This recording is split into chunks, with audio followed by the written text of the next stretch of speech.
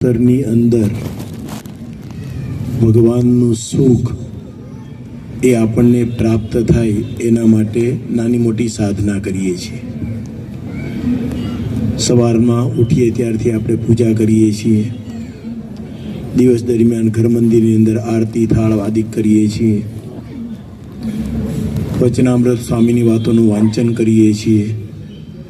અઠવાડિક સભા આપણે ભરતા હોઈએ, રવિ સભા ભરતા હોઈએ, આ બધું જ કરીએ છીએ. પરંતુ આપણને સૌને ખ્યાલ છે કે આ બધી સાધના કરવા છતાં પણ ઘણીવાર આપણા મનની અંદર અશાંતિ અને ઉદ્વેગ એ રહ્યા કરતા હોય છે. મુક્તાનંદ સ્વામી તો આપણે સૌ જાણીએ છીએ કે અધ્યાત્મ માર્ગની અંદર ખૂબ જ મુમુક્ષુ જીવ હતા, ખૂબ જ ખપવાળા હતા. શ્રીજી મહારાજે જેનું પ્રમાણ કરેલું છે, સારંગપુરનું 3જું વચનામૃત, 26 વર્ષ પછી શ્રીજી મહારાજ કહે છે કે મુક્તાનંદ સ્વામી છે એનો ચડતો ને ચડતો રંગ અમે પ્રથમ લોજપુરમાં દીઠા હતા એવો ને એવો જ ઉત્સાહ અને ઉમંગ એ અત્યારે પણ એમને છે. આપણે બધાને ખબર છે કે સત્સંગની અંદર આવીએ ને, પૂજ્ય કોઠારી સ્વામી પણ આપણા પાટોત્સવની અંદર ઉપસ્થિત થયા છે. તો સત્સંગની અંદર જ્યારે આપણે આવીએ છીએ ત્યારે શરૂઆતના વર્ષોની અંદર આપણને ખૂબ જ ઉત્સાહ હોય છે, ખૂબ જ મહિમા હોય છે. પછી ધીરે ધીરે ધીરે આપણા પોતાના અંતઃકરણનો તપાસ કરીએ ત્યારે આપણને ખબર પડે કે પૂજામાં પહેલાં બહુ સુખ આવતું હતું, હવે નથી આવતું. પહેલાં સભામાં બહુ સુખ આવતું હતું, હવે નથી આવતું. તો સભામાં તકલીફ થઈ ગઈ કે આપણામાં તકલીફ થઈ ગઈ એ આપણે વિચારતા હોતા નથી. પરંતુ આપણે સમજવા એ માગીએ છીએ કે મુક્તાનંદ સ્વામી આવા મુમુક્ષુ હતા, શ્રદ્ધાવાન હતા. એમને પણ જ્યારે અશાંતિ થઈ, કહેતા કે મનમાં ઉદ્વેગ ઉમડ્યો, તો એ વખતે શ્રીજી મહારાજ છે એમણે પોતાના ચરિત્રોની વાત કરી. એ સમજ્યા નહીં. મુક્તાનંદ સ્વામી કહે કે મહારાજ મને અશાંતિ થઈ છે, એનો ઉપાય બતાવો. ફરી મહારાજ ચરિત્રો પોતાના કહેવા માંડ્યા. મુક્તાનંદ સ્વામી સમજ્યા ને એટલે મહારાજ કહે છે કે જાઓ વિચરણમાં. અને રસ્તાની અંદર નિત્યાનંદ સ્વામી મળ્યા અને પોતાની આ પ્રસંગની વાત કરી તો કે તમે મહારાજનો કહેવાનું તાત્પર્ય સમજ્યા નહીં. મહારાજ કહે છે કે એમના ચરિત્રોની અંદર જ આપણું મન પરોવીશું તો આપણને શાંતિ રહેશે. પછી મુક્તાનંદ સ્વામી પાછા આવે છે. પણ શ્રીજી મહારાજે વચનામૃતની અંદર કેજીથી લઈને PhD સુધી જે સાધના આપણે કરી રહ્યા છીએ તમામ માટે એક શાંતિનો ઉપાય એ મહારાજે શું બતાવ્યો? તો કે ભગવાનના ચરિત્રોની સ્મૃતિ કરવી. એમાંથી બધું જ આપણને પ્રાપ્ત થવાનું છે. જે આપણે જોઈએ છીએ, પહેલામાં પહેલી શાંતિ જોઈએ છે તો એમાંથી જ પ્રાપ્ત થવાની છે. આપણે સત્સંગની અંદર આગળ વધવું છે, એમાંથી જ આપણને પ્રેરણા મળવાની છે. ગમે તેવા ઝંઝાવતોની વચ્ચે સ્થિર રહેવું છે તો એ પણ એમાંથી જ પ્રાપ્ત થવાની છે. એટલે માસ્ટર કી જેવું છે આ. એટલે શ્રીજી મહારાજે ગઢડા પ્રથમના 3જા વચનામૃતમાં શું વાત કરી કે જેના અંતરમાં ભગવાનની મૂર્તિ અખંડ દેખાતી હોય એણે પણ ભગવાને જે ચરિત્રો કર્યા હોય એની સ્મૃતિ કરવી. હવે અખંડ ભગવાનની મૂર્તિ દેખાવી એ સાધના કંઈ સહેલી નથી. ગુણાતીતાનંદ સ્વામીએ વાતોમાં લખ્યું કે અખંડ સ્મૃતિ જે રહે એ તો સ્વરૂપાનંદ સ્વામી જેવા કોક જ, બાકી બધાને એવું હોય નહીં. એટલે મહારાજે પ્રથમના 38માં શું કીધું કે જે જાજુ સમજતો ન હોય એણે ભગવાનના ચરિત્રોની અંદર ચરિત્રરૂપી જાળામાં પોતાનું મન પરોવી દેવું. તો શ્રીજી મહારાજે એકદમ સરળ ઉપાય આપણને બતાવ્યો છે અને પોતે આ બ્રહ્માંડની અંદર આવ્યા અને અનેકવિધ ચરિત્રો કર્યા છે. આપણે ગ્રંથો જોઈએ તો કેટલા બધા મહારાજના ચરિત્રો છે. અને ચરિત્રોની અંદર પણ પ્રેમાનંદ સ્વામીએ પોતે લખ્યું કે નિત નિત નવતમ રે લીલા કરે હરિરાય, ગાતા સુણતા રે હરિજન રાજી થાય. કે રોજ નિત્ય નિત્ય નવીન નવીન લીલાઓ મહારાજ પોતે કરતા અને હરિભક્તો ગાતા સુણતા આનંદ રાજી થાય. અત્યારે આપણે જે હમણાં ભક્તોના પ્રસંગો સાંભળ્યા આપણને આનંદ આવ્યો. આપણા વિચારો સ્થિર થઈ ગયા. એવી જ રીતના ભગવાનના ચરિત્રોની અંદર પણ જ્યારે આપણું મન પરોવીએ છીએ ત્યારે આપણને એકદમ જગત ભૂલાઈ જાય છે, સ્થિર આપણું મન થઈ જાય છે. શ્રીજી મહારાજના એવા એક ચરિત્રનું આપણે આજે શ્રવણ કરીશું. ને ભગવાનના દરેક ચરિત્રો એ સહેતુક હોય છે, એની પાછળનો મર્મ એ પછીથી આપણને ખ્યાલ આવતો હોય છે. શ્રીજી મહારાજે ધર્મધુરા સંભાળી 1858ની સાલમાં. ત્યાર પછીથી થોડાક મહિના પછી એ રામાનંદ સ્વામીની સાથે પ્રથમ વખત પંચાળા પધારે છે. એ પંચાળાની અંદર એ વખતના ગામ ધણી મનુભા ગરાસિયા, એમના 2 દીકરા હતા, ઝીણાભાઈ અને ગગાભાઈ. એ બંનેને મહારાજના દર્શન પણ કરાવે છે. મહારાજ એમને પહેલી જ વખત મળે છે. એ વખતે ઝીણાભાઈની ઉંમર 10 વર્ષની હતી. પછી તો શ્રીજી મહારાજ ઘણી બધી વખત પંચાળા પધારે છે, પણ સંવત 1868ની સાલમાં 10 વર્ષ પછી જ્યારે પંચાળામાં પધારે છે એ વખતે મહા મહિનો પૂરો થવાયો હતો અને આ બાજુ અગણાતેરા કાળનો દુકાળ પડવાનો હતો. શ્રીજી મહારાજ એ સમયે ઘરો ઘર પોતે ગામો ગામ ફરતા અને હરિભક્તોને ચેતવણી આપતા કે આવતા વર્ષે દુકાળ પડવાનો છે, ઢોર ઢાખર વેચજો અને અનાજનો સંગ્રહ કરી રાખજો. તો શ્રીજી મહારાજ પોતે ભક્તવત્સલ હતા. એમણે પોતાના ગુરુ પાસે ખાલી માગ્યું જેવું નથી કે તમારા ભક્ત અન્વસ્ત્ર કરીને દુઃખી ન થાય, એના પ્રારબ્ધમાં રામપત્ર લખ્યું હોય તો મને આવે, એને 1 વીછીનું દુઃખ લખ્યું હોય તો મને કરોડ વીછીનું દુઃખ રૂવાડે થાય. એ ખાલી બોલ્યા નથી, એમનું સમગ્ર જીવન જોઈએ તો એ પ્રમાણે જીવ્યા છે. તો ભક્તોને જ્યારે કંઈ પણ નાની મોટી તકલીફ પડી છે તો મહારાજ ભક્તના દુઃખે દુઃખી અને ભક્તના સુખે સુખી. તો મહારાજ પોતે વિચરણ કરતા કરતા અહીંયા આગળ પંચાળામાં પધારે છે. અને જો મહારાજ ચરિત્રો કેવું કરે છે. મહારાજ એકાએક ઝીણાભાઈના માતૃશ્રી ગંગાબા, એમને મહારાજ કહે છે કે મને ભૂખ લાગી છે, અબ ઘડી કંઈક હોય લાવો. એટલે તરત જ ગંગાબાઈએ કીધું કે પ્રભુ, અબ ઘડી તો કાંઈ થાય એવું છે નહીં, પણ તમે થોડીક રાહ જુઓ તો સારી ગરમ ગરમ રસોઈ બનાવી દો. મહારાજ કે મારે ગરમ રસોઈ નહીં ખાવી, તમારા ઘરમાં જે તૈયાર હોય એ લાવો. ઘરની અંદર પરિસ્થિતિ એવી હતી કે ખાવાની અંદર દાણા જ હતા નહીં. ખોરી બટાઈ ગયેલી જુવાર આ લોકો ખાતા હતા ઘણા સમયથી. એ રોટલા હતા, એના કઢી હતી, તૈયારમાં જ ભણું હતું. એટલે મહારાજનો આદેશ થયો એટલે લઈને આવ્યા, સાથે દૂધને અથાણું પણ લાવ્યા અને મહારાજને આપ્યું. મહારાજ પણ હોશે હોશે પ્રેમથી આવું ખાવા માંડ્યા. ઝીણાભાઈને જ્યારે આવી ખબર પડી એટલે દોડતા દોડતા ઝીણાભાઈ આવે ને કહે મહારાજ, તમારે અમારા દુબળાનો ખોરાક આવો ન લેવાનો હોય, તમે થોડીક ધીરજ રાખો, હમણાં તમારા માટે રસોઈ બનાવી દઈએ. આવું બોલતા બોલતા એ પોતે ગળગળા થઈ ગયા, એમના આંખના ખૂણા ભીના થઈ ગયા.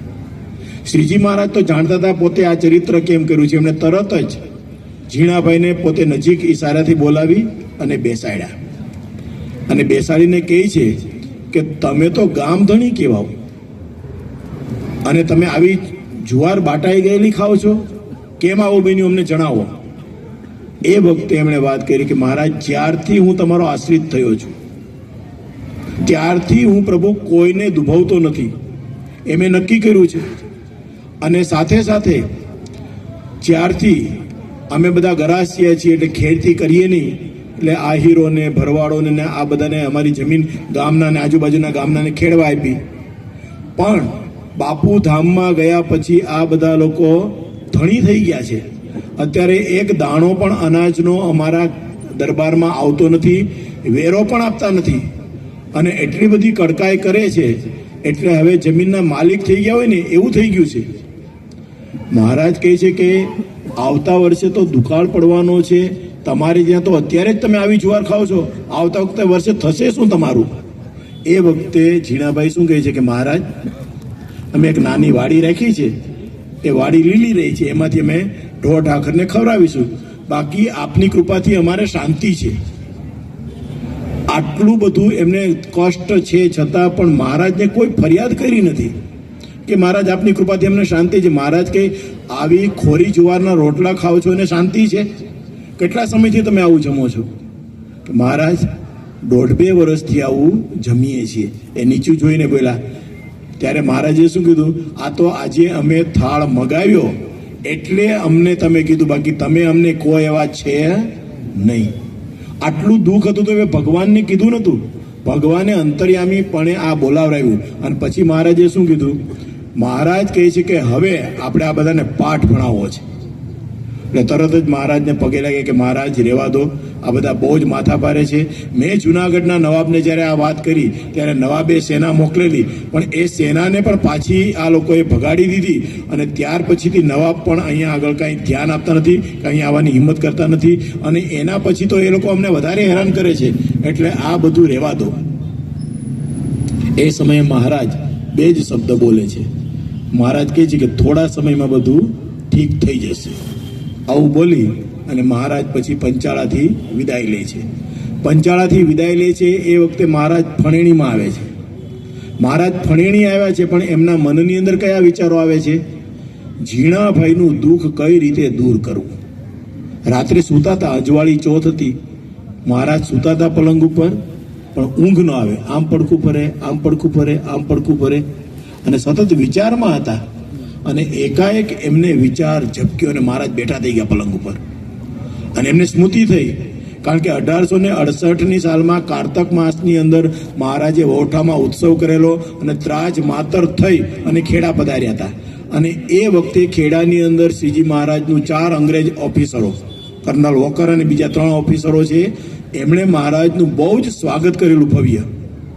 મહારાજને પોતાની કરતાં ઊંચી ખુરશી પર બિરાજમાન કરીને એમનું સન્માન કરેલું, એમની પ્રશંસા કરેલી. એટલું જ નહીં, એમણે કીધેલું કે સ્વામિનારાયણ ભગવાન, તમારે કંઈક પણ નાની મોટી મદદની જરૂર હોય ત્યારે તમે નિસંકોચ અમને કહેજો, અમે તમને મદદ કરીશું. આ વાત મહારાજને રાતના સૂતા સૂતા યાદ આવી. મહારાજ ક્યાં બિરાજમાન છે? ફણેણીમાં. અને તરત મહારાજ ઊભા થયા, બોકાની વાડી, માણકી ઘોડી ઉપર અસવાર થયા. અને માણકી ઘોડી કેવી હતી કે મહારાજની અનુવૃત્તિ સમજનારી.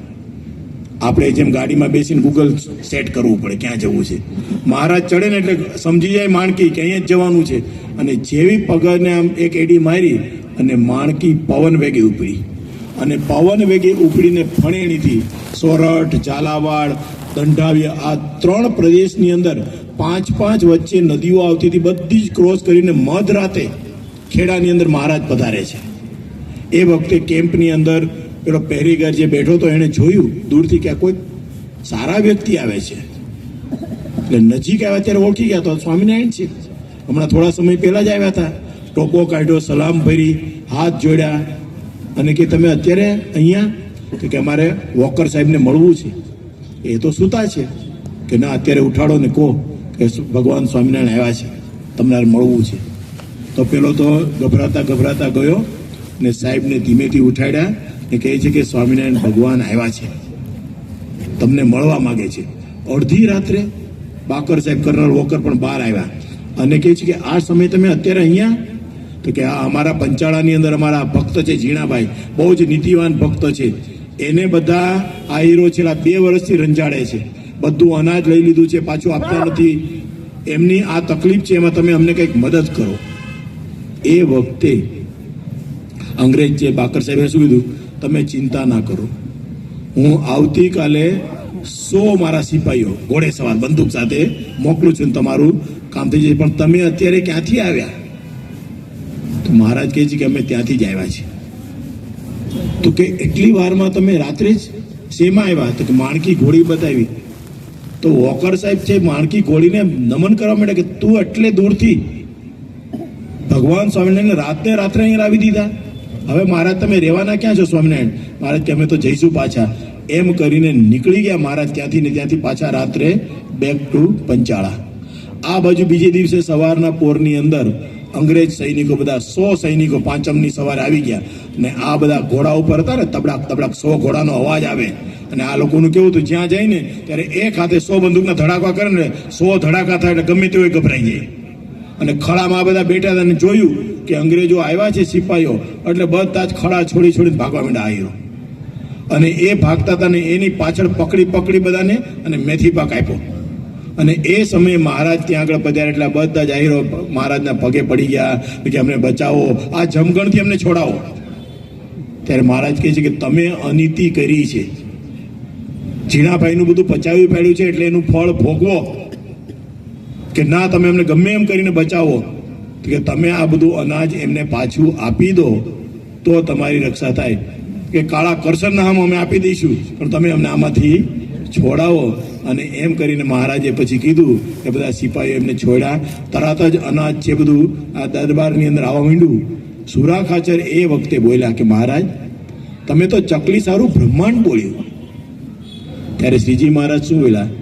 મહારાજ કહે છે કે ઝીણાભાઈ એવા ભક્તરાજ છે કે એના માટે આપણે આ કરવું જોઈએ. તો એક ભક્તના દુઃખ માટે શ્રીજી મહારાજ પોતે આવા સમર્થ હતા.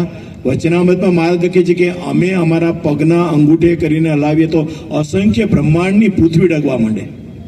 આવા સામર્થ્યવાન હતા છતાં પણ ભક્તના દુઃખ વખતે એમણે ઐશ્વર્ય વાપર્યું નથી, જાતે દોડ્યા છે અને ભક્તોની રક્ષા કરેલી છે. તો આ શ્રીજી મહારાજના જીવનની અંદર હતું, ભક્તના દુઃખે દુઃખી, ભક્તના સુખે સુખી. એ જ પંચાળાની અંદર બરાબર 11 વર્ષ પછી 1879ની સાલની અંદર શ્રીજી મહારાજ પધારે છે અને ત્યાં આગળ જ ખૂબ સરસ રાસ એ મહારાજ સંતો સાથે લે છે. જે કીર્તન પણ આપણે બધાએ સાંભળ્યું છે કે જુઓ જુઓ ને સાહેલીઓ આજ રસીઓ રાસ રમે. એ ઉત્સવ ત્યાં આગળ મહારાજે કર્યો અને પછી મહારાજે શું કીધું કે આવતીકાલે ગામ ધુમાડો બંધ, કોઈને આજે આપણે જમવાનું નથી, બધા અહીંયા જ જમવાનું. એમાં બધા આ હીરો હતા એમને પણ બોલાવી રહ્યા મહારાજ કે એમને પણ આપણે જમાડવા છે. એટલે 4-5 મુખ્યઓને બોલાવવામાં આવ્યા કે કાલે તમને જમાડવાના છે એવું ભગવાન કહે છે. તમારે શું જમવું છે? સાટા, જલેબી, ઘારી, લાડુ. એ લોકો હામ જોવા માંડે કે આ બધા સુખડા મજા ન આવે આપણને, આ તો કોરા સુખડા કહેવાય. ચર્ચા કરવા માંડ્યા.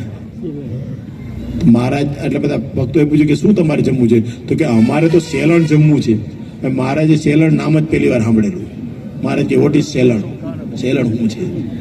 કે ચોખા છે એમાં ગોળ નાખે ને ઘી નાખે એને સેલણ કહેવાય. તો મહારાજ કે એવું જમાડીશું, તમે તારે કાલે આવજો બધા.